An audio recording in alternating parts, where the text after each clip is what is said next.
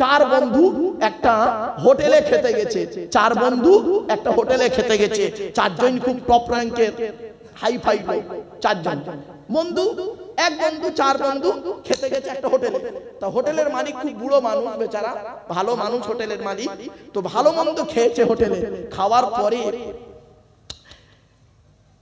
চার বন্ধু টেবিলে ঝগড়া শুরু করে দিয়েছে, ঝগড়া করছে।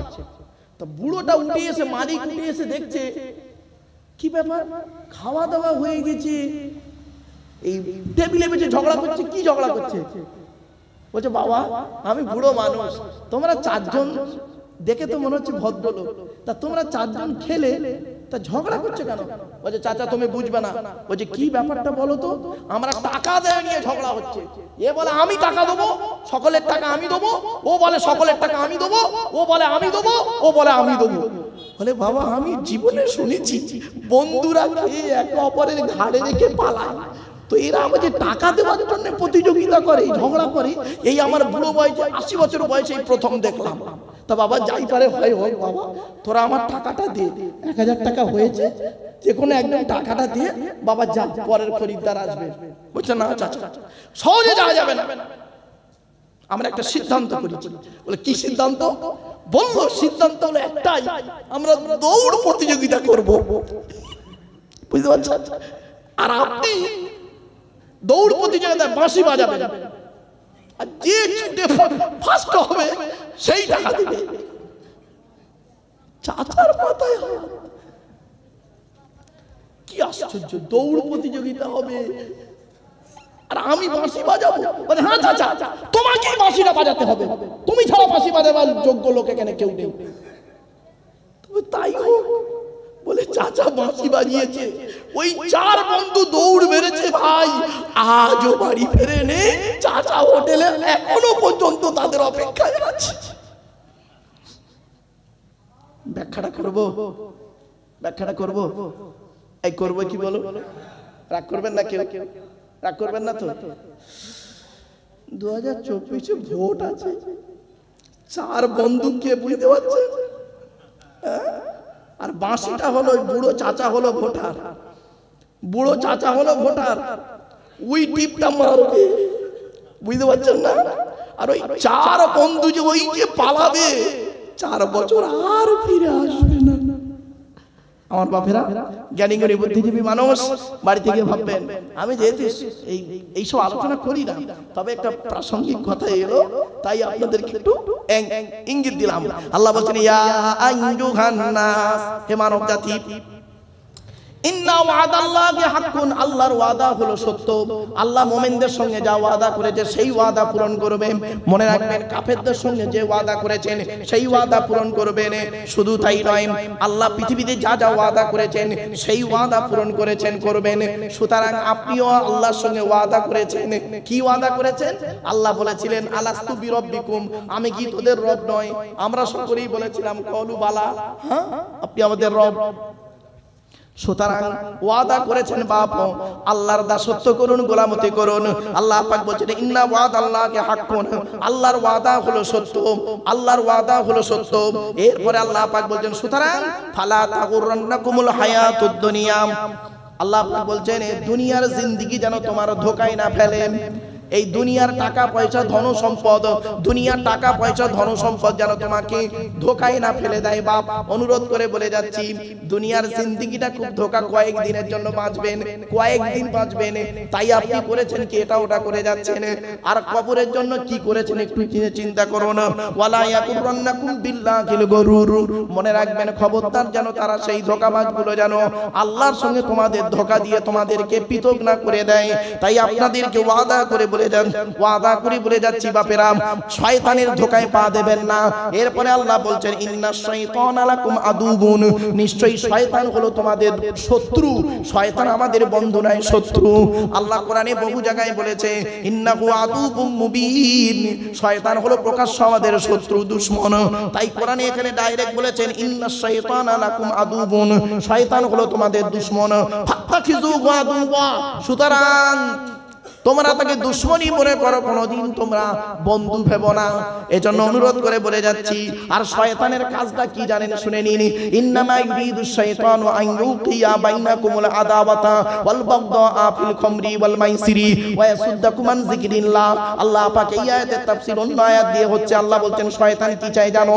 মদ আর জুয়ার মাধ্যমে শয়তান তোমাদের মাঝে মারামারি লাগিয়ে দিতে চায়। আর কি চায়? ওয়া ইয়াসুদ্দাকুম আন যিকরিল্লাহ, আল্লাহর ইবাদত থেকে শয়তান তোমাকে বাধা সৃষ্টি করতে চায়। আর কি চায়? ওয়ানিস সালাত, নামাজ থেকে শয়তান তোমাকে বাধা সৃষ্টি করতে চায়। তাই আল্লাহ পাক বলছেন ইন্নামা ইয়াদউ হিজবাহু, ওরে শয়তান তার দলই তাকে, শয়তান সব সময় তার দলে ডাকতে চায়। এই হিজবুন মানে দল। কি বললাম বাবা? হিজবুন মানে, জোরে বলুন, হিজবুন মানে কি? দল। আর হিজবুন শব্দটা যখন আল্লাহর সঙ্গে জুড়ে যাবে তখন মানে হবে হিজবুল্লাহ, মানে কি? আল্লাহর দল। আর হিজবুশ শয়তান, শয়তানের সঙ্গে জুড়লে কি হবে? শয়তানের দল। তাহলে পৃথিবীতে দল হলো কটা? দুটো। কটা? একটা আল্লাহর দল, একটা শয়তানের দল। এটা কোথায় আছে? আয়াত কোরআনে আছে, সূরা মুজাদালার মধ্যে। সূরা মুজাদালার মধ্যে বলছে যারা পাপ কাজ করে, আল্লাহর সঙ্গে শরীক করে, নোংরা কাজ করে, উলাইকা হিজবুশ শয়তান, তারা হলো শয়তানের দল। আলা ইন্না হিজবাশ শয়তানি হুমুল খাসিরুন। আর জেনে রাখো শয়তানের দল কোনোদিন উপকৃত হতে পারে না, ক্ষতিগ্রস্ত হয়। আর ওই সূরা মুজাদালার শেষে আল্লাহ পাক বলছেন যারা পৃথিবীতে ভালো কাজ করে, সৎ কাজ করে, ঈমান আনে, উলাইকা হিজবুল্লাহ, তারা হলো আল্লাহর দল। আলা ইন্না হিজবাল্লাহি হুমুল মুফলিহুন, আর আল্লাহর দলই সব সময় কামিয়াবি হয়। জোরে বলুন সুবহানাল্লাহ। তাহলে পৃথিবীতে দল হলো কটা? দুটো। একটা হলো কি? হিজবুল্লাহ, আর একটা হলো শয়তানের দল, হিজবুশ শয়তান।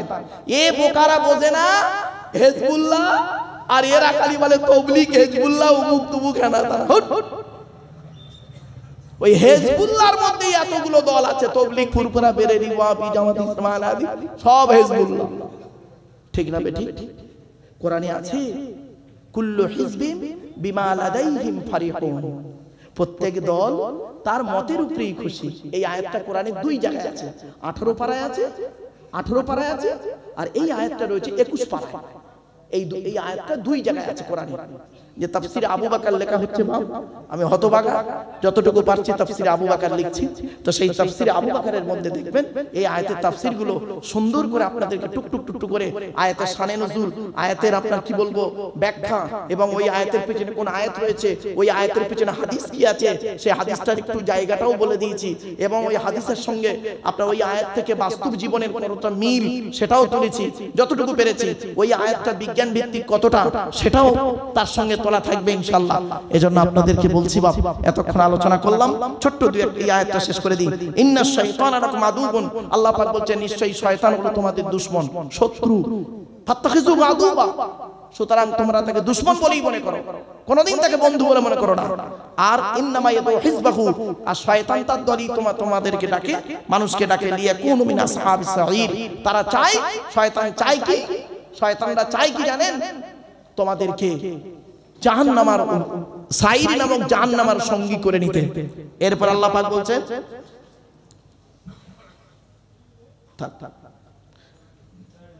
এক মিনিট, শেষ আয়াত, আজকে রুকু এক রুকু হয়ে যাবে।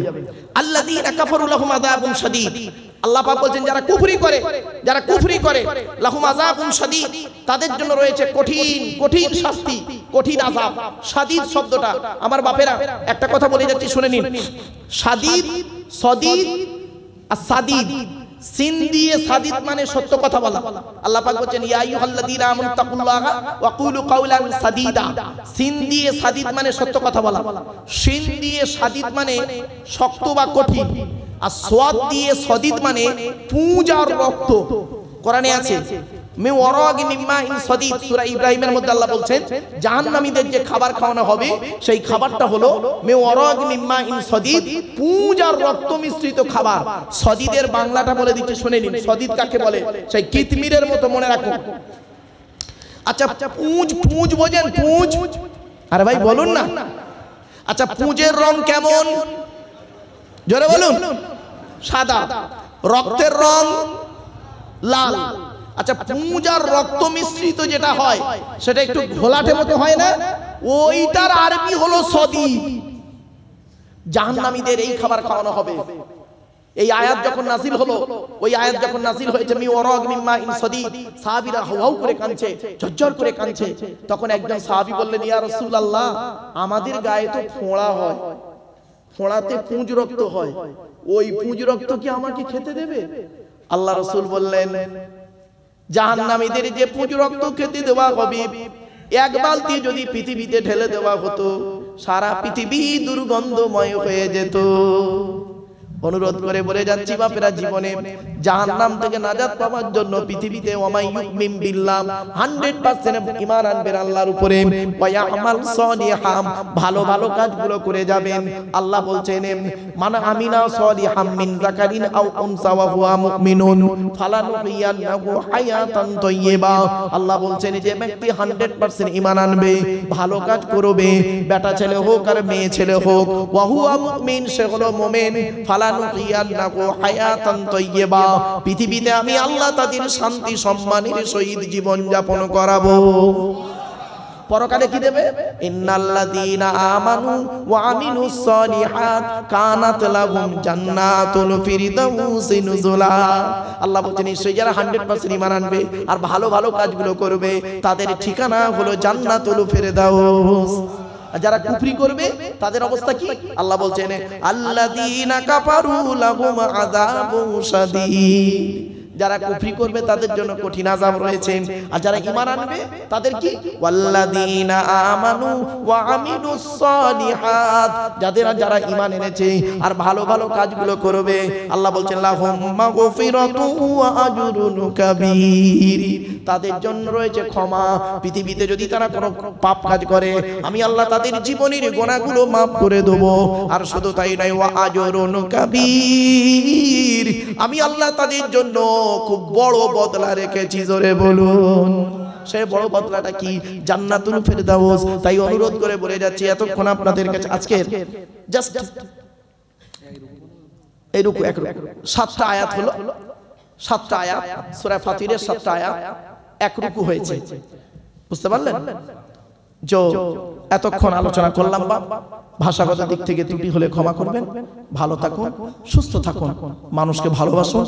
আমার শায়েখ আপনাদের গ্রামের মানুষ, আপনাদের অনুরোধ করছি তার কাছে বসে কোরআন হাদিস ইজমা কিয়াস থেকে রাসূলুল্লাহর সুন্নাতগুলো টুকটুক টুকটুক করে একটু শিখে নেবেন।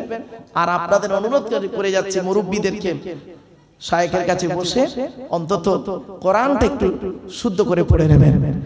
কোরআন প্রতি সপ্তাহে যদি আপনারা শায়েখকে নিয়ে আপনাদের এই মসজিদে অন্তত একটা দিন 1 ঘন্টা করে মাগরিব থেকে এশা যদি কোরআন হাদিস মাসলা মাসাইল শুনেন, দেখবেন 365 দিনে অনেক কিছু শিখতে পারবেন, অনেক কিছু জানতে পারবেন। বাবা, অনেক লাভ হবে আপনাদের। নামাজ পড়ুন, রোজা রাখুন, অর্থ থাকলে হজ করুন, যাকাত আদায় করুন। এতক্ষণ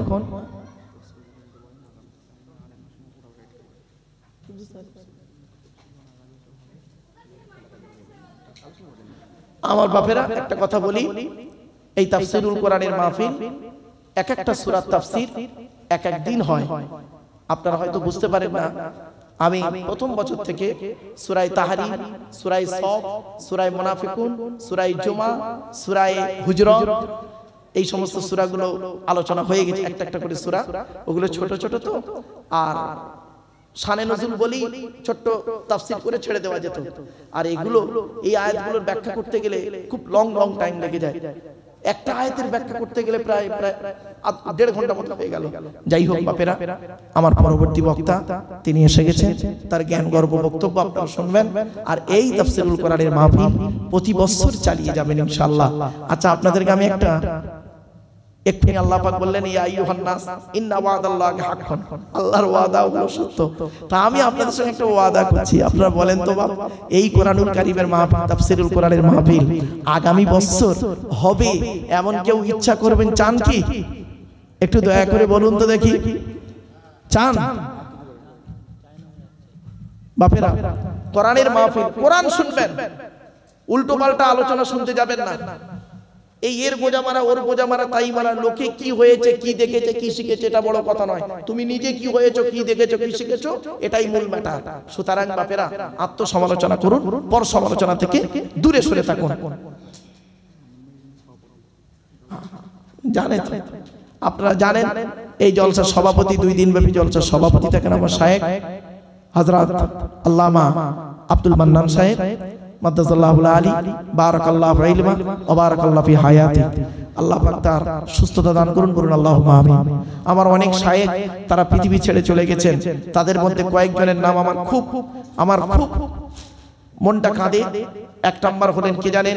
ফুরফুরা মাদ্রাসার শাইখুল হাদিস হযরত আল্লামা আবুল কাসেম সিদ্দিক রাহমাতুল্লাহ আলাইহি সীতাপুরী হুজুর। আরেকজন ছিলেন আল্লামা নিয়ামত হোসেন বুখারী, তিনি বুখারী সানি পড়াতেন। আরেকজন ছিলেন বুখারী আউয়াল পড়াতেন আল্লামা কারামত আলী রাহমাতুল্লাহ আলাইহি মুহাদ্দিস হুজুর। এইরকম ভাবে অনেক। আরেকজন কদিন আগে ইন্তেকাল করলেন ফুরফুরা টাইটেল মাদ্রাসার সুপারিনটেনডেন্ট সাহেব ছিলেন হযরত হাফেজ আল্লামা আব্দুল মান্নান সাহেব। আল্লাহ তাদের কবরটাকে জান্নাতের টুকরা বানান, বলুন আল্লাহুম্মা আমিন। আফজালুল ইবাদাত ইবাদাতুস সালাত, সবথেকে উত্তম ইবাদতের নাম হলো নামাজ। আচ্ছা, যে দরুদটা এখনি পড়লেন এই দরুদটা কোথায় পড়া হয়? নামাজের মধ্যে। উত্তম ইবাদতে উত্তম দরুদ পড়া হয়। সুতরাং এই দরুদ যদি কেউ পড়ে আপনারা মারামারি ঝগড়া করতে যাবেন না। কেন ঝগড়া করবেন? আপনি যদি একবার পড়েই ফেলেন ওই দরুদ, ঈমান চলে যাবে না বেঈমান হয়ে যাবে? তো অসুবিধা কি আছে? এই নিয়ে খালি কামড়া কামড়ি মারামারি, খবরদার নয় ভাই। এজন্য 3-4 রকম দরুদ পড়ে ফেললাম, আপনার যেটা পছন্দ সেটা পড়বেন, আপনাদের ব্যাপার। চলো, दीन मिला ईमान मिला, पढ़ने के लिए कुरान मिला, जो कुछ देने का था सब कुछ दिलवा दिया कमली वाले ने। कलमा तैयबा ला इलाहा इल्लल्लाह, ला इलाहा इल्लल्लाह, ला इलाहा इल्लल्लाह মুহাম্মাদুর রাসূলুল্লাহ সাল্লাল্লাহু আলাইহি ওয়াসাল্লাম। এটা কালেমায়ে তৈয়বা পড়লাম, তাই তো বাবা? উত্তম কথাবার্তা, উত্তম কালেমা, প্রথম কালেমা তৈয়বা।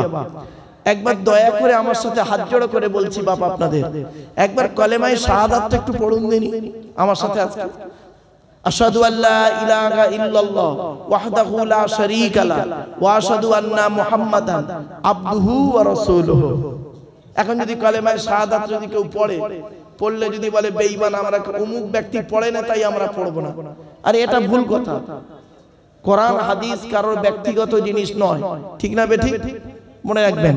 এজন্য আলোচনার শুরুতেই কথাগুলো টুক টুক টুক করে বলে নিচ্ছি। আসুন আমরা সেই আল্লাহর কাছে একবার দোয়া চাইব যিনি আমাদেরকে এইখানে বসিয়েছেন কোরআনুল কারীমের আলোচনা শোনার জন্য, হাদিসের আলোচনা শোনার জন্য, ইজমা কিয়াসের আলোচনা শোনার জন্য আমরা এখানে একটু বসেছি। আসুন আমরা আল্লাহর কাছে একবার দোয়া চেয়ে নিই। আল্লাহুম্মা আমিন। রব্বানা যালামনা আনফুসানা ওয়া ইন লাম তাগফির লানা ওয়া তারহামনা লানাকুনান্না মিনাল খাসিরিন। রব্বি জিদনি ইলমা রব্বিরহামহুমা কামা রাব্বায়ানি সগীরা।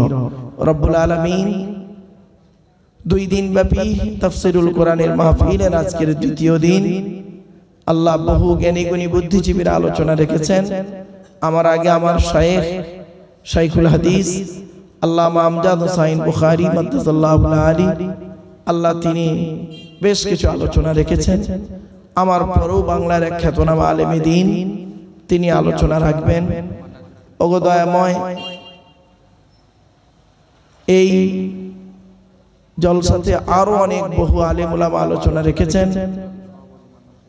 আর বিশেষ করে এই জলসার 2 দিন ব্যাপী জলসার যিনি সভাপতি আছেন তিনি আমার ওস্তাদ হুজুর কিবলা হযরত আল্লামা আব্দুল মান্নান সাহেব। আল্লাহ তার হায়াতে তৈয়বা দান করুন। রব্বুল আলামিন, বহু জ্ঞানী গুণী বুদ্ধিজীবীরা বিভিন্ন দিক নিয়ে আলোচনা করেছেন। আল্লাহ, আমি তেমন কিছু জানি না, আমার নিজস্ব বলার কোনো ক্ষমতাই নেই।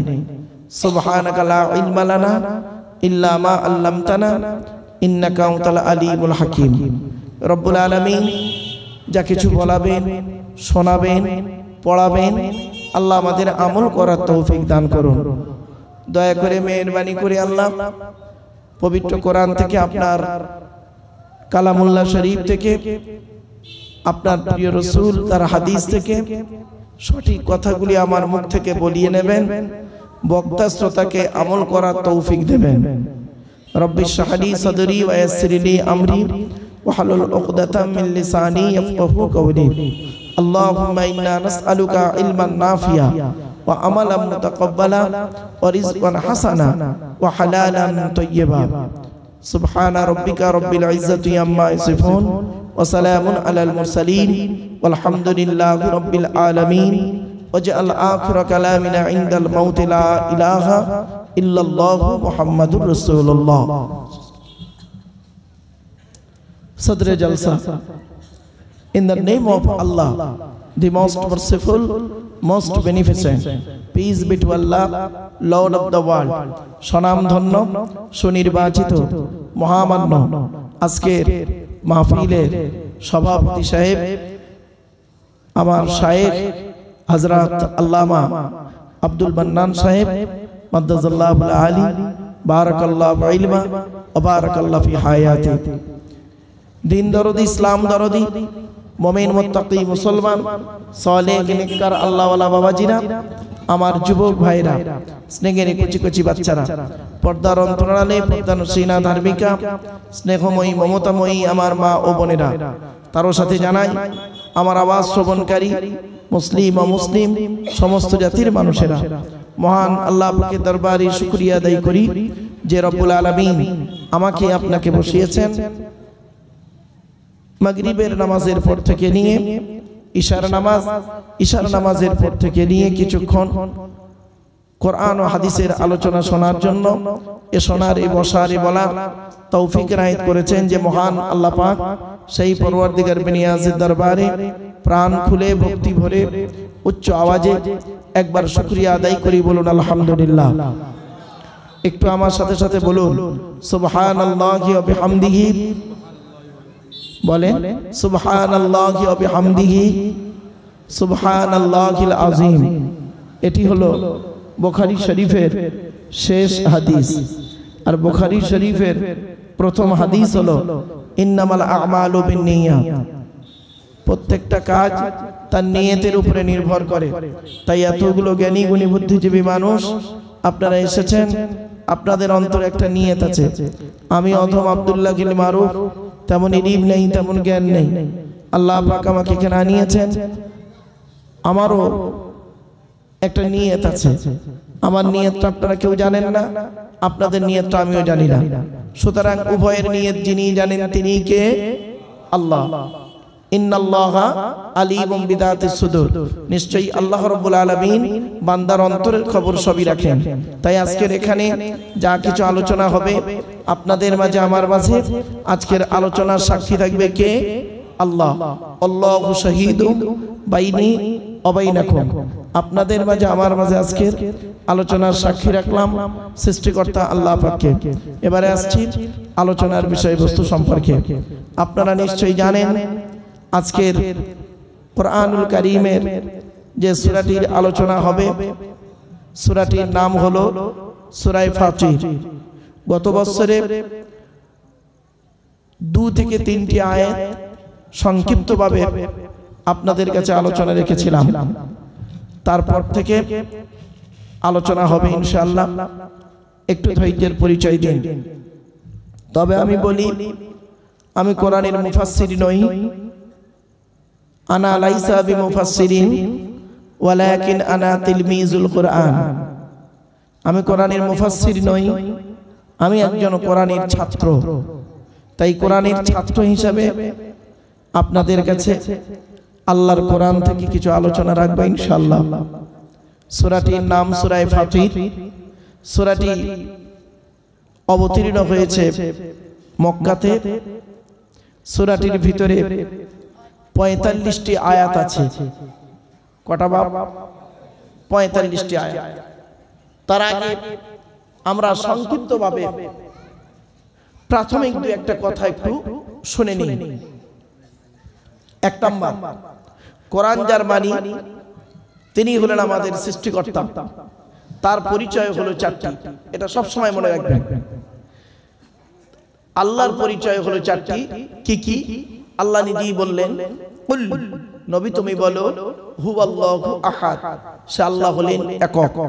2 নাম্বার, আল্লাহুস সামাদ, আল্লাহ হলেন অমুখপেক্ষী, আল্লাহ কারোর মুখপেক্ষী নন, সারা পৃথিবী তার মুখপেক্ষী। 3 নাম্বার, লাম ইয়ালিদ ওয়া লাম ইউলাদ, আল্লাহ কাউকে জন্ম দেয়নি, আল্লাহকেও কেউ জন্ম দেয়নি। 4 নাম্বার, ওয়া লাম ইয়াকুল লাহু কুফুয়ান আহাদ, আল্লাহর সমকক্ষ কেউই নেই। এই হলো আল্লাহর চারটি পরিচয়। আল্লাহ পাক যুগে যুগে মানুষকে হেদায়েতের জন্য নবী এবং রাসূল পাঠিয়েছেন। পৃথিবীতে 1,24,000 নবী পাঠিয়েছেন, রাসূল পাঠিয়েছেন 313 জন অথবা 315 জন। এবারে আসছি, নবী হতে গেলে নবীদের পরিচয় হলো 3টি। 1 নাম্বার, যিনি নবী হবেন তার চরিত্র উত্তম হতে হবে। 2 নাম্বার, যিনি নবী হবেন তার উপরে আল্লাহর তরফ থেকে ওহী নাযিল হতে হবে। 3 নাম্বার, যিনি নবী হবেন তার দ্বারায় অলৌকিক ঘটনা ঘটতে হবে, যাকে বলে মুজিজা। পৃথিবীতে যত নবী এসেছেন প্রত্যেক নবীর মাধ্যমে আল্লাহ পাক 1 থেকে 50টার ভিতরে মুজিজা দিয়েছেন। আমার নবী বিশ্ব নবী কুল কায়নাতের রাসূলের উপরে আল্লাহ পাক এই পৃথিবীতে 1000-এরও বেশি মুজিজা দিয়েছেন। সেই 1000 মুজিজার ভিতরে সর্বশ্রেষ্ঠ প্রথম হলো এই কোরআন মাজিদ নাজিল করা। ক্লিয়ার? এবারে আসছি, যিনি আমাদের নবী তার সংক্ষিপ্ত পরিচয়টা শুনে নিন। যিনি আমাদের নবী তার নাম হলো মুহাম্মদ মুস্তাফা সাল্লাল্লাহু আলাইহি ওয়াসাল্লাম। তার পরিচয়টা কি? তিনি কোন বংশে এলেন? কুরাইশ বংশে পৃথিবীতে এসেছিলেন, তাই তো? কুরাইশ বংশে এসেছেন। কুরাইশটা কে? মুহাম্মাদের বাপের নাম আব্দুল্লাহ, আব্দুল্লাহর বাপের নাম আব্দুল মুত্তালিব, আব্দুল মুত্তালিবের বাপের নাম আব্দে মান্নাফ, আব্দে মান্নাফের বাপের নাম হাশেম, হাশেমের বাপের নাম কুসাই, কুসাইয়ের বাপের নাম কিলাব, কিলাবের বাপের নাম মুররা, মুরার বাপের নাম লুবাই, লুবাইয়ের বাপের নাম কাব, কাবের বাপের নাম গালিব, গালিবের বাপের নাম ফিগির, ফিগির থেকে কুরাইশ বংশ এসেছে।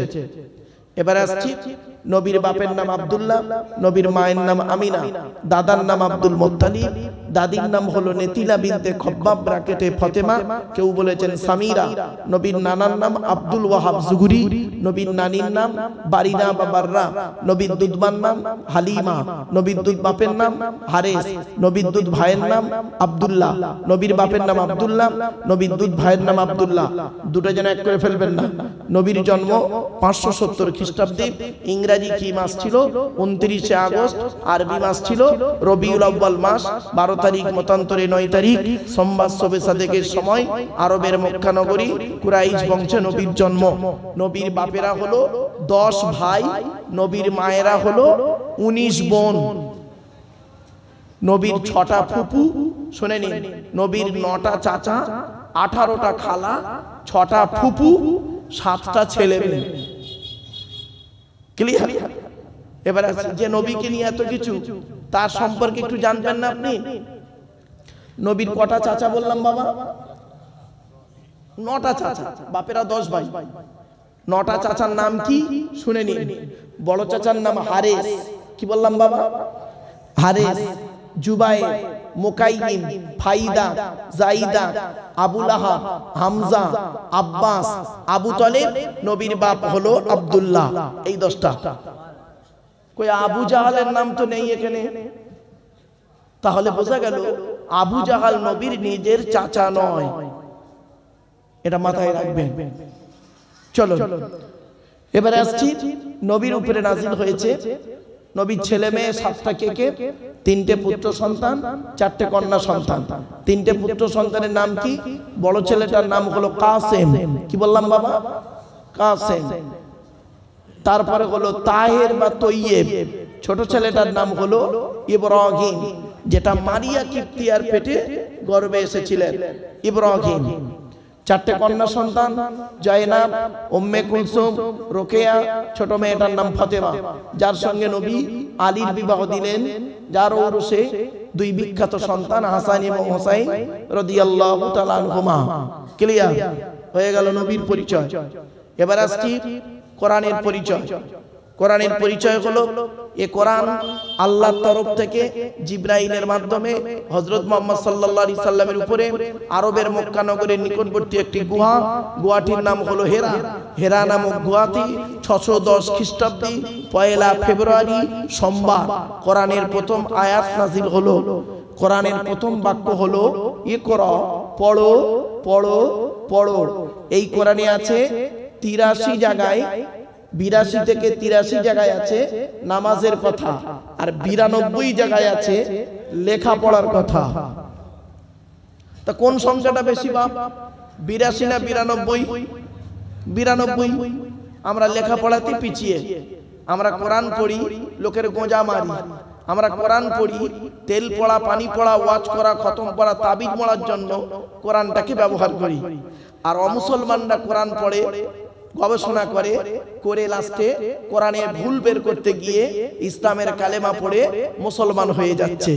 আর আমরা করছে কি, এই কোরআন পড়ে আমার মতো কত টুপিওয়ালা লোক এই কোরআন পড়ে এক বক্তা অপর বক্তাকে কাফের ফতোয়া দিয়ে ইসলাম থেকে বের করে দিচ্ছি। কি আশ্চর্য জিনিস! একই কিতাব মুসলমানদের মাওলানারা পড়ে এক মাওলানা অপর মাওলানা ইসলাম থেকে বের করে দিচ্ছে, আর অমুসলমানরা গবেষণা করে অমুসলমান হিন্দু ধর্ম থেকে খ্রিস্টান ধর্ম থেকে ইসলামের মধ্যে ঢুকে যাচ্ছে।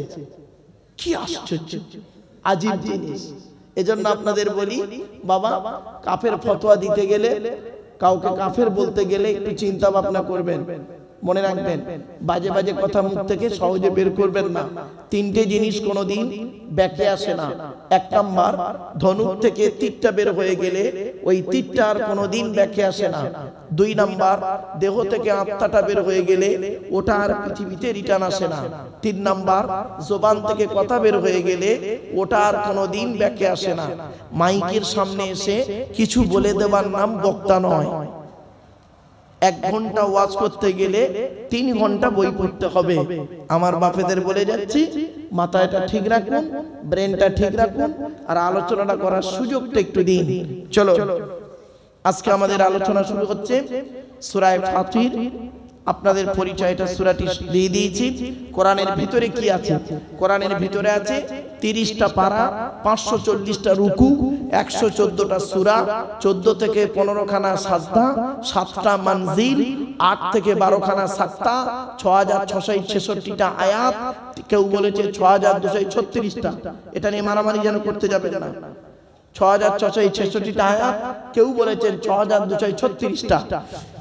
3,23,215টা অক্ষর আছে।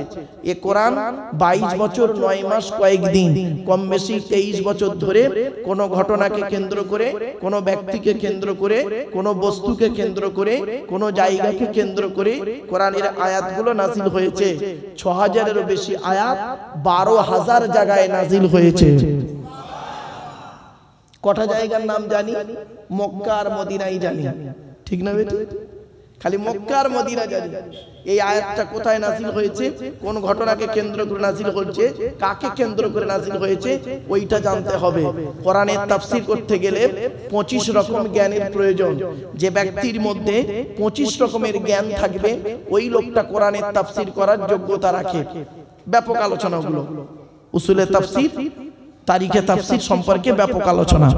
যাই হোক, আপনারা জ্ঞানী গুণী বুদ্ধিজীবী মানুষ, কোরআনের আলোচনা শুনতে গেলে প্রাথমিকভাবে কি করতে হবে? 3টে জিনিস করে নিতে হবে। 1 নাম্বার বলেছিলাম শরীর পাক, কাপড় পাক, জায়গা পাক। শরীরটা আপনাদের পাক আছে। শরীর পাক করতে গেলে তার আবার 3টে ভাগ আছে। একটা হলো ওযু করে পাক হয়, একটা হলো তায়াম্মুম করে পাক হয়, একটা হলো গোসল করে পাক হয়। ক্লিয়ার বুঝতে পারছেন আমার? এগুলো মনে রাখুন। তারপরে আসছি বাহ্যিক পাক। আপনার বাইরের দেহটা পাক করেছেন, জামাটা পাক করেছেন, বাইরের দেহটা পাক করেছেন, সাবান দিয়ে পরিষ্কার করেছেন, ময়লাটাকে পরিষ্কার করেছেন, কিন্তু ভেতরে যে অন্তরে একটা ময়লা পড়ে আছে, জিলিপির পেঁচ নোংরা, ওই অন্তরটাকে পরিষ্কার করার জন্য আমার রাসূল সুন্দর কিছু পদ্ধতি বলে দিলেন। তার মধ্যে একটা হলো লিকুল্লি শাইইন সাকালাতুন ওয়া সাকালাতুল কুলুবি যিকরিল্লাহ। নবী বলেছেন প্রত্যেকটা বস্তু খারাপ হয়ে গেলে তার সারাবার একটা রাস্তা থাকে, আর মানুষের অন্তর যখন খারাপ হয়ে যায়, কালো হয়ে যায়, পাপ কাজ করে করে তার অন্তরকে পরিষ্কার করতে গেলে আল্লাহর জিকির মানুষের অন্তরকে পরিষ্কার করে দেয়। ক্লিয়ার?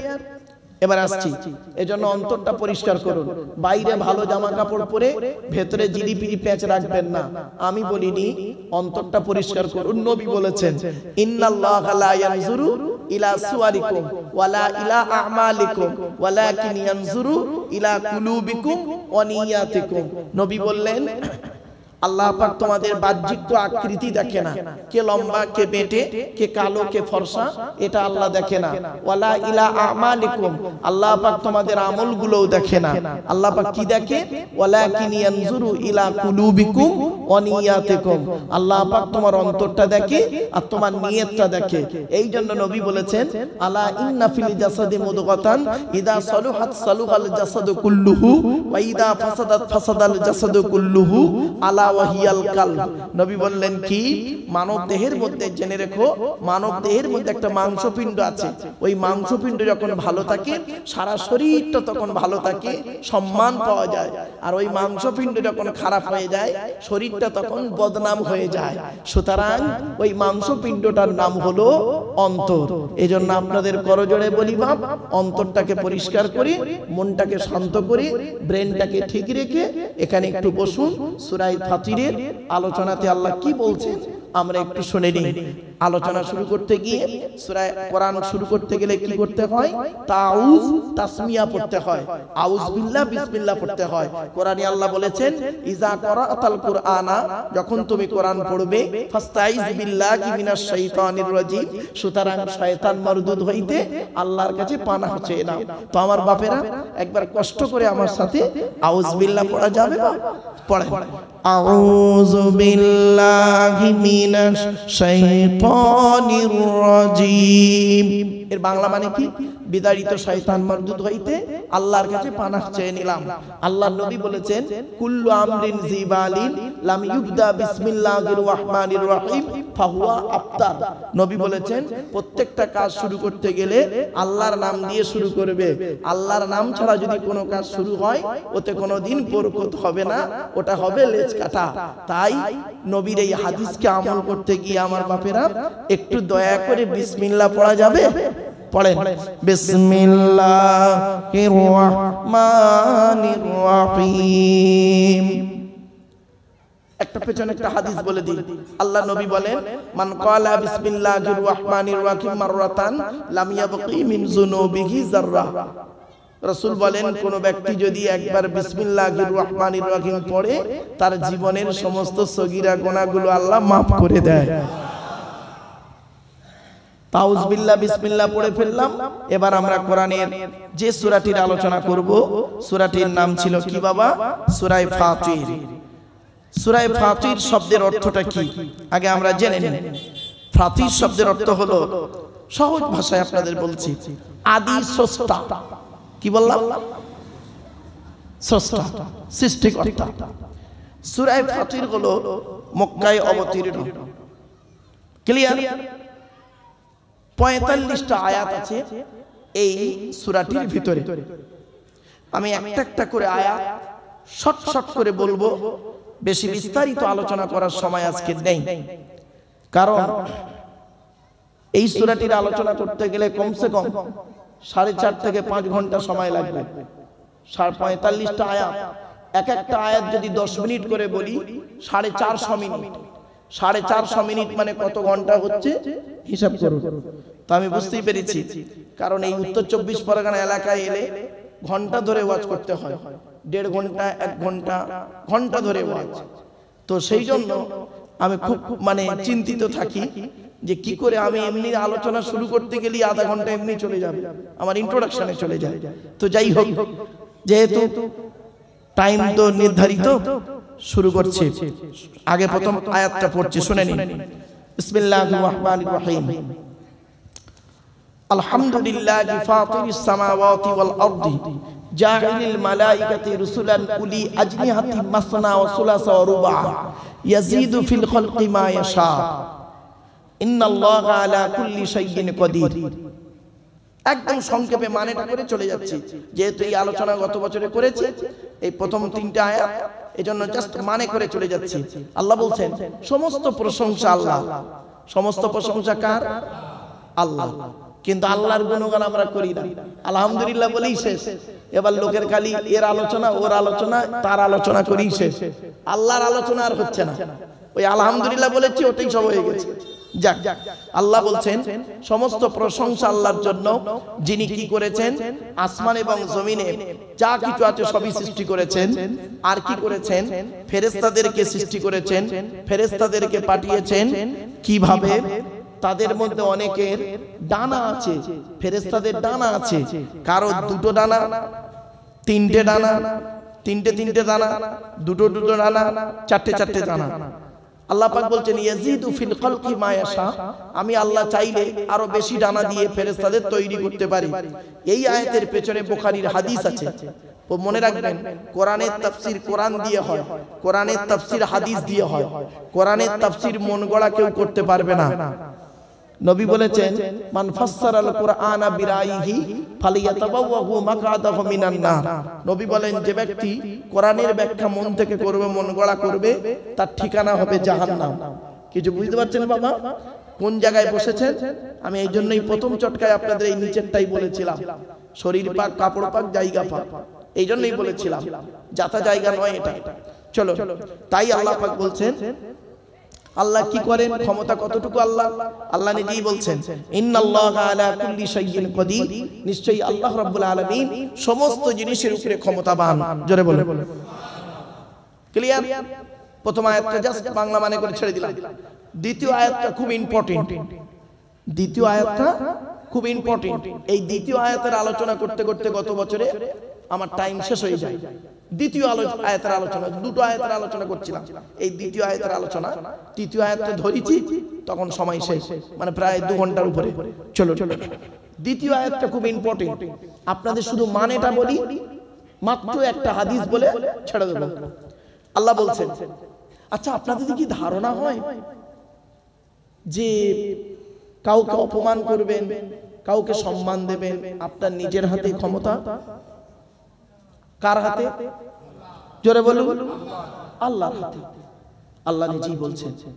আচ্ছা কেউ যদি আমার উদাহরণ দিচ্ছি, আমি অন্য কারোর কোনো বক্তার উদাহরণ দিচ্ছি না, আমার উদাহরণটা দিচ্ছি। কেউ যদি আমার ক্ষতি করতে চায়, যে ও আব্দুল্লাহ ইল মারুফের দাওয়াত দেবে না, ওরে দাওয়াত করবে না, ওর ওয়াজ শুনবে না, এই করবে না, তাই করবে না, কেউ যদি বলে লোককে বেড়ায়, তা এইটা জনগণ কিছু লোক শুনবে, কিছু লোক শুনবে না, ঠিক না বেটি? যারা তার ভক্ত তারা শুনবে, যারা তার ভক্ত নয়, সত্যিকারের বিচক্ষণ মানুষ, তারা বলবে লোকটা কি বলেছে একটু ব্যাক তো, ইত্যাদি ইত্যাদি, বিভিন্ন দিক চলে আসবে, তাই তো? বাহ। আচ্ছা আপনাদের ধারণা হয় কি জলসা দাওয়াত দেওয়াটা এটা কোনো ব্যক্তির হাতে থাকে? না, এই জলসা করাটা মনে রাখবেন, আজ আপনাদের বলে দিচ্ছি, আমার কথা নয়, এই জলসা করা, জলসা দেওয়া, ভালো কাজ করা, সব করার মালিক হলো কে? আল্লাহ। আল্লাহর আরশে আজিমে লেখা আছে, মনে রাখবেন, আল্লাহ পাক আরশে আজিমে তকদিরে লিখে রেখেছে, যে কদিন আমি চৈতলে আসব, আল্লাহ পাক আনাবেন, সে কদিনই আসব। আর যেদিন আল্লাহ পাক চাইবেন চৈতলে আর আব্দুল্লাহ ইল মারুফের প্রয়োজন নেই, তখন আপনারা চেষ্টা করলেও আমার আশা হবে না, ঠিক না বেটা? আমি আসবো, আস্তে আস্তে হঠাৎ গাড়ি অ্যাক্সিডেন্ট হয়ে যাবে, ঠ্যাংটা ভেঙে যাবে, নার্সিং হোমে ভর্তি হয়ে যাবে। কিছু বুঝতে পারছেন? তাহলে বোঝা গেল কি, এই জলসা হোক বা যাই হোক সব আল্লাহর তরফ থেকে হয়, তাই না?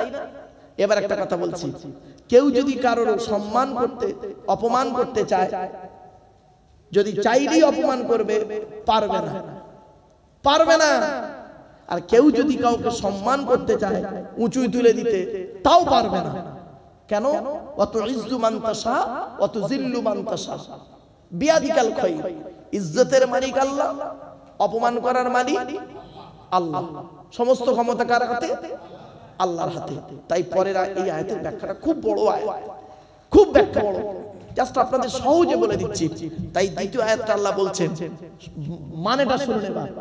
মা ইয়াফতাহিল্লাহু লিন-নাসি মির রাহমাতিন ফালা মুমসিকা লাহা ওয়া মা ইউমসিক ফালা মুরসিলা লাহু মিন বাদিহি ওয়া হুয়াল আজিজুল হাকীম।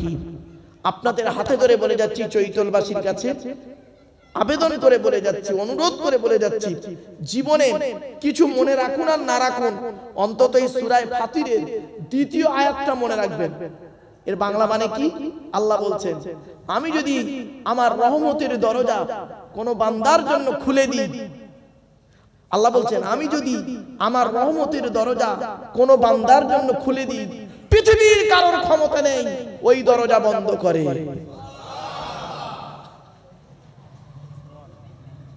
প্রথমে এইটুকু হোক, পরে আয়াতে যাচ্ছি। আল্লাহ কি বলল? আমি যদি আমার রহমতের দরজা কোন বান্দার জন্য খুলে দিই, পৃথিবীর কারোর ক্ষমতা নেই সে এই দরজা বন্ধ করে। কি বুঝতে পারলেন? আল্লাহর রহমতের দরজা যদি, আল্লাহ তার কোরআনের জ্ঞান যদি, কোরআনের ইলম যদি, কোরআন যদি একটা ভিখারির বাচ্চার মধ্যে ঢুকিয়ে দেয়, পৃথিবীর কারোর ক্ষমতা নেই যে একজন মুফতি সাহেবের ছেলে মুফতি হবে। ঠিক না বেটা? নবীর ছেলে নবী হবে, মুফতির ছেলে মুফতি হবে, এটা কোনো গ্যারান্টি নেই। কত মাওলানা মুফতি সাহেবের ছেলে চাকরি বাকরি করে, জেনারেল শিক্ষিত, ঠিক না বেটা? ডাক্তারের ছেলে ডাক্তারই হবে, 100% গ্যারান্টি নেই, হতেও পারে নাও পারে, উপরে সেটিং করা আছে। কিছু বুঝতে পারছেন? তাই বলছেন, মা ইয়াফতাহিল্লাহু লিন-নাসি মির রাহমাতিন ফালা মুমসিকা লাহা ওয়া মা ইউমসিক ফালা মুরসিলা লাহু মিন বাদি। প্রথম বলছে আল্লাহ, আমি যদি আমার রহমতের দরজা কারোর জন্য যদি খুলে দিই, এই দরজা বন্ধ করার ক্ষমতা কারোর নেই। একজন ব্যক্তি গরিব লোক, চৈতলে একটা দোকান করেছে, উদাহরণ দিচ্ছি, চৈতলে একটা দোকান করেছে, কিচ্ছু করতো না লোকটা, এই ঝড়াই করে মাছ বিক্রি করতো। সেই লোকটা করে কি চৈতলে একটা বড় দোকান করে দিয়েছে, করে ফেলেছে। তাতে আপনার জ্বলছে কেন? আপনার জ্বলছে কেন? আল্লাহ ওকে দিয়েছে, তোমার ক্ষমতা নেই। তুমি যত হিংসা করবে আল্লাহ ওকে আরো বাড়িয়ে দেবে। একজন বক্তা, কেউ তাকে চিনতো না জানতো না, কেউ তাকে চিনতো না জানতো না, গরিব ঘরের ছেলে, তার বাপ মাওলানা নয়, তার বাপ মাওলানাও নয়, মুফতিও নয়, পীর সাহেবও নয়। তাকে আল্লাহ যদি চায় পৃথিবী বিখ্যাত করে দিতে পারে, ঠিক না বেটা? পারে না? তাই আল্লাহ বলছেন, মা ইয়াফতাহিল্লাহু লিন-নাসি মির রাহমাতিন ফালা মুমসিকা লাহা। আমি আল্লাহ আমার রহমতের দরজা, এবার রহমতটা অনেক রকম হতে পারে, জ্ঞান হতে পারে, ব্যবসা হতে পারে, টাকা পয়সা হতে পারে, সম্মান হতে পারে, ইত্যাদি। ওই রহমতের ওইটুকুর ব্যাখ্যা করলে অনেক বড়। আল্লাহ বলছেন, আমি আমার রহমতের দরজা যদি কারোর জন্য খুলে দিই, সেই দরজা বন্ধ করার ক্ষমতা কারোর নেই। এটা মনে রাখবেন। কোন জায়গায় কোনদিন জলসা সেটিং হয় না বক্তা, কোন জায়গায় জলসা সেটিং হয় না, আরশে আজিমে সেটিং হয়। এটা মনে রাখবেন। আল্লাহর কোরআনের বাণী আল্লাহই চাইবে যাকে দিয়ে এই কাজ করিয়ে নিতে, তার বান্দাদেরকে দিয়ে, ঠিক না বেটি? চলো, দ্বিতীয় নাম্বারটা কি? এক নাম্বার হলো কি, আল্লাহ বলছেন আমার রহমতের দরজা যদি কারোর জন্য খুলে দিই, পৃথিবীতে কারোর ক্ষমতা নেই সে দরজা বন্ধ করে। এক নাম্বার। দ্বিতীয় নাম্বারটা বলছে, দ্বিতীয় পাঠে, ওমা ইউমসিক ফালা মুরসিলা লাহু মিন বাদি। আর যদি কারোর জন্য আমি আমার রহমতের দরজা বন্ধ করে দিই, পৃথিবীর কোনো বাবার ক্ষমতা নেই, পৃথিবীর কোনো ব্যক্তির শক্তি নেই, কারোর কোনো ক্ষমতা নেই সেই রহমতের দরজা খুলে দেবে। সুবহানাল্লাহ বলা গেল না? কোটি কোটি টাকার মালিক, ব্যবসা চলছিল, হঠাৎ ব্যবসাটা চলে গেল, শেষ। এখন ভিখারি, এখন ভিখারি। কটা নেবেন? কটা নেবেন? উদাহরণ কটা দেবো ভাবতে পারবেন না। আল্লাহ তাই বলছেন, আমার রহমতের দরজা যদি কারোর জন্য বন্ধ করে দিই, পৃথিবীর কারোর ক্ষমতা নেই সেই দরজা খুলে দেয়, আর আমার রহমতের দরজা যদি খুলে দিই পৃথিবীর কারোর ক্ষমতা নেই বন্ধ করে দেয়। এরপরই আল্লাহ পাক বলছেন ওহুয়াল আজিজুল হাকিম, আমি আল্লাহ হলাম পরাক্রমশালী প্রজ্ঞাময়। এই আয়াতের তাফসীরে একটা হাদিস আছে, আল্লাহর নবী আব্দুল্লাহ ইবনে আব্বাস রাদিয়াল্লাহু তাআলা আনহুকে বলছেন, হে বালক, হে বালক, শুনে নাও একটা কথা তোমাকে বলছি,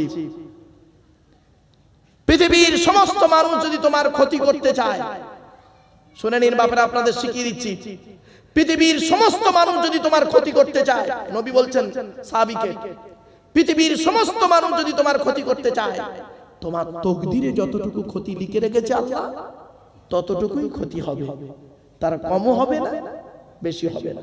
আর পৃথিবীর মানুষ যদি তোমার সম্মান দিয়ে উঁচু করাতে চায়, তোমার তকদিরে যতটুকু সম্মান আল্লাহ লিখে রেখেছে ততটুকুই হবে।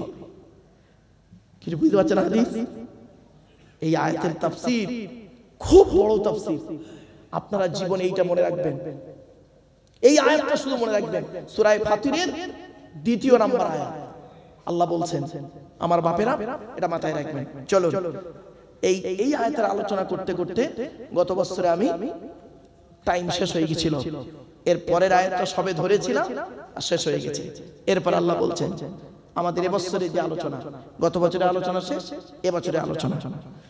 ইয়া আইয়ুহান নাস যুকুরু নি'মাতাল্লাহি আলাইকুম হাল মিন খালিকিন গায়রুল্লাহি ইয়ারযুকুকুম মিনাস সামাই ওয়াল আরদি লা ইলাহা ইল্লা হুয়া ফাআন্না তুফাকুন। আয়াতটা বললাম বাবা, বাংলা মানেটা শুনুন, তারপরে ব্যাখ্যা। ইয়া আইয়ুহান নাস, হে মানব জাতি, কি বলল আল্লাহ? বলুন বলুন বলুন। আচ্ছা, বলেছে কি মুসলমান? বলেছে কি হিন্দু? বলেনি। আল্লাহ কি বলেছেন? মানব জাতি। মানব জাতির ব্যাখ্যা কি? সমস্ত কুলকায়, মানে সমস্ত মানুষ মানব জাতি। এখানে হিন্দু, মুসলিম, জৈন, ব্রাহ্মণ, খ্রিস্টান কোনো পার্থক্য নেই, কোনো পার্থক্য নেই। ভাববেন, এজন্য আপনাদেরকে বলি, আল্লাহ পাক বলছেন হে মানব জাতি, হিন্দু, মুসলিম, জৈন, ব্রাহ্মণ, খ্রিস্টান, কুলি, সাঁওতাল, বাগদি, দুলে, চোর, ডান, ডাকাত সব স্মরণ করো। আল্লাহ বলছেন হে মানব জাতি, ইয়া আইয়ুহান নাস, হে মানব জাতি, কি হবে? উযকুরু নি'মাতাল্লাহ, তোমরা স্মরণ করো আল্লাহর নিয়ামতকে। কি কি কি? আল্লাহর নিয়ামতকে স্মরণ করো। আচ্ছা, এই কথাটা আল্লাহ কাদের বললেন? আমাদের কি বললেন? মানব জাতিকে বললেন যে মানব জাতি, ইয়া আইয়ুহান নাস উযকুরু নি'মাতাল্লাহ, তোমরা আল্লাহর নিয়ামতকে স্মরণ করো। এবার চলুন আল্লাহর এই নিয়ামতুল্লাহর ব্যাখ্যাটা করে দিয়ে এবার আপনাদের সংক্ষেপে। নিয়ামতটা কি? এবার কোন দিক দিয়ে শুরু করি বলুন দিনি? কোন দিক দিয়ে শুরু করি? কাকে দিয়ে শুরু করি? আচ্ছা চলুন নিজের দিয়েই শুরু হোক, আমাদের নিজেদের দিয়ে শুরু হোক। আল্লাহ বলছে বান্দা শোন, উযকুরু নি'মাতাল্লাহ, আল্লাহর নিয়ামতকে তুই স্মরণ, তোমরা স্মরণ করো। কেমন করে স্মরণ করবেন? একটু ছোট্ট উদাহরণ দিচ্ছে। আল্লাহ বলছে বান্দা শোন, তুই একবার চিন্তা কর, মায়ের পেট থেকে তুই কিভাবে এলি, মায়ের পেটের ভিতর থেকে কিভাবে তুই পৃথিবীর মুখ দেখবি, একবার স্মরণ কর। তোর বাপের ঘর কোথায়, মায়ের ঘর কোথায়, কেউ কাউকে চিনত না। অজানা নারী আর পুরুষের মিলনের মাধ্যমে আমি আল্লাহ করলাম কি, তোকে তোর মায়ের পেটের ভিতরে আনলাম। কিভাবে আনলাম? আনার পদ্ধতি শুনে নিয়েছেন, বহু বছর ধরে শুনছেন। আল্লাহ পাক বলছেন তোর মায়ের পেটের ভিতরে ওই পানিটার 40 দিন পরে রক্তপিণ্ড করেছি, তার 40 দিন পরে মাংসপিণ্ড করেছি, তার 40 দিন পরে হাড় তৈরি করেছি, হাড়ে আর মাংসই সুন্দর করে লাগিয়ে দিয়েছি। আমি আল্লাহ তোর মায়ের পেটের ভিতরে সুন্দর একটা আকৃতি দান করেছি। এরপরে শুনেন, এই ব্যাখ্যা আরো আসছে। বাপের 4টে অঙ্গ। বাপের কটা? 4টে। শুনে যান এগুলো, বাড়ি থেকে ভাববেন। বাপের 4টে জিনিস, মায়ের 4টে জিনিস। কটা হলো? আল্লাহ নিজে দেয় 5টা। কটা হলো? 13টা জিনিস দিয়ে আল্লাহ বলে আমি তোর মায়ের পেটের ভিতরে তোকে তৈরি করেছি। আজকের বাড়ি যাবেন, বাড়ি গিয়ে দেখবেন আপনার জন্ম দেওয়া ছেলেটাকে আনবেন, আপনার জন্ম দেওয়া ছেলের মধ্যে, আপনার দেহের মধ্যে আপনার জন্ম দেওয়া ছেলের 4টে জিনিস মিলবে, আপনার স্ত্রীরও 4টে মিলবে। হয় ঠোঁট, নয় চোখ, নয় কান, নয় নাক, নয় গলা, নয় হাতের আঙুল, পায়ের আঙুল, মিলবে 4টা। বাপের 4টে অঙ্গ, মায়ের 4টে অঙ্গ, আল্লাহ দেয় 5টা। এই 13টা অঙ্গ দিয়ে আল্লাহ পাক মানুষকে মায়ের পেটের ভিতরে আনে। তবে আল্লাহ 5টা কি দেয়? পঞ্চ ইন্দ্রিয়। কি বললাম? পঞ্চ ইন্দ্রিয়। আল্লাহ পাক সকলকে 5টা দেয় না। কত মানুষ আছে দেখবেন চোখে দেখতে পায় না, কানে শুনতে পায়, তাহলে তার কটা হলো? তার 4টে দিল আল্লাহ। চোখে দেখতে পায় না, কটা হলো? 4টে। আবার আল্লাহ বলে কাউকে 4টে অঙ্গ দিই, আবার কাউকে 3টে দিই। চোখে দেখতে পায় না, কানে শুনতেও পায় না, ঘোড়ার ডিম মুখে কথাও বলতে পারে না, কটা হলো? ভাবেন, এগুলো ভাবেন। উযকুরু নি'মাতাল্লাহ। এরপরে আল্লাহ বলে শোন, তুই কেন নিয়ামত, কি নিয়ামত? আল্লাহ বলে তোর মায়ের পেটের ভিতরে তোকে যখন তৈরি করলাম, তো দেহের মধ্যে 4টে গুরুত্বপূর্ণ জিনিস দিয়েছি। আমাদের বডির মধ্যে 4টে গুরুত্বপূর্ণ জিনিস আছে বাপ, 4টে। আপনাদের হাতে ধরে বলে যাচ্ছি, এই 4টে জিনিসকে ঠিক রাখবেন। 4টের একটা খারাপ হলে আপনি মারা যাবেন 100%। কি? 1 নাম্বার আল্লাহ বলে তোর ব্রেন। কি ব্রেন? ব্রেনটাকে আমি আল্লাহ তোকে সংরক্ষিত করে রেখেছি, হেফাজত করে রেখেছি, তা তুই হেফাজত করে রাখ। ব্রেন কোথায় থাকে বাবা? এই জায়গাটায় কারোর ব্রেন থাকে না। থাকে কি? এই জায়গাটায় দিয়েছে আল্লাহ জানেন। এই পৃথিবীর জমিনে আমার বান্দারা বিভিন্ন কাজকর্ম করতে গিয়ে যত ধাক্কা সামনের দিকে আসবে, সেজন্য সামনের দিকে ব্রেনটা দিলে আঘাত হয়ে যাবে, ইন্টারনাল হ্যামারেজ হয়ে বমি করে মারা যাবে। অতএব ব্রেনটাকে এমন জায়গায় দিয়েছে, সুরক্ষিত জায়গায়। সুবহানাল্লাহ বলা গেল না? এই জন্য আল্লাহ বলে তোর ব্রেনটা দিয়েছি 1 নাম্বার গুরুত্বপূর্ণ জিনিস। আচ্ছা, একটা ছোট্ট প্রশ্ন করি, গরুর বুদ্ধি বেশি না মানুষের বুদ্ধি বেশি? তাড়াতাড়ি, কারণ আমি বলতে পারবো, বলে কথা বলতে পারে না। বাপেরা অনেক বোবা, তো সে কথা বলতে পারে না, কিন্তু তার বুদ্ধি দেখেছে। তার কথা বলাটা মূল ফ্যাক্টর নয়। শুনে নিন, আজকের বাড়িতে গিয়ে দেখবেন গরুর ব্রেনের ছবি নেবেন, মানুষের ব্রেনের ছবি নেবেন। মানুষ মেরে যেন নিতে যাবে না, মানুষের ব্রেনের ছবি নেবেন আর গরুর ব্রেনের ছবি নেবেন। দুটো ছবিতে দেখবেন, আজকে টেস্ট করে দেখে নেবেন। এই আয়াতের ব্যাখ্যায় বলে যাচ্ছি, দেখবেন গরুর ব্রেনের ভিতরে দেখবেন শিরার সংখ্যা কম, আর মানুষের ব্রেনের মধ্যে দেখবেন শিরার সংখ্যা খুব বেশি। মেডিকেল সায়েন্স বলছে একটা মানুষের পা থেকে মাথা পর্যন্ত যত শিরা উপশিরা আল্লাহ দিয়েছে, সমস্ত শিরা উপশিরা যদি একটা একটা করে বের করে যদি লাইন দেওয়া যায় পরস্পর, পৃথিবীর এক প্রান্ত থেকে অপর প্রান্তে পৌঁছে যাবে। উযকুরু নি'মাতাল্লাহ। 1 নাম্বার হলো ব্রেন। এই জন্য আল্লাহ পাক বললেন তুই ব্রেনটাকে ঠান্ডা রাখ, ব্রেনটাকে ঠিক রাখুন। অনুরোধ করে বলে যাচ্ছি, ব্রেন স্ট্রোক করতে যাবে না, অযথা চিন্তা করতে যাবে না। আর ব্রেন স্ট্রোকটা হয় অযথা চিন্তা করে, ঠিক না বেঠিক? 2 নম্বরে আল্লাহ বলছেন হার্ট। কি বললাম? হার্টটা যদি ব্লক না হয়, খবরদার চিন্তা রাখবি, হার্টটাকে ঠিক রাখার চেষ্টা করবি। 3 নম্বরে আল্লাহ বললেন কিডনি, এই লিভার। কি বললো? লিভার। ম্যাক্সিমাম লোকের ফ্যাটি লিভার হয়। ফ্যাটি লিভার, লিভারে চর্বি জমে, আছে না? লিভারে চর্বি জমে অনেক লোকের। মেডিকেল সায়েন্স বলছে, গবেষণা করে বলছে যে এই লিভারে চর্বি জমার কারণটা কি? এই মা বোনেরা শুনছে?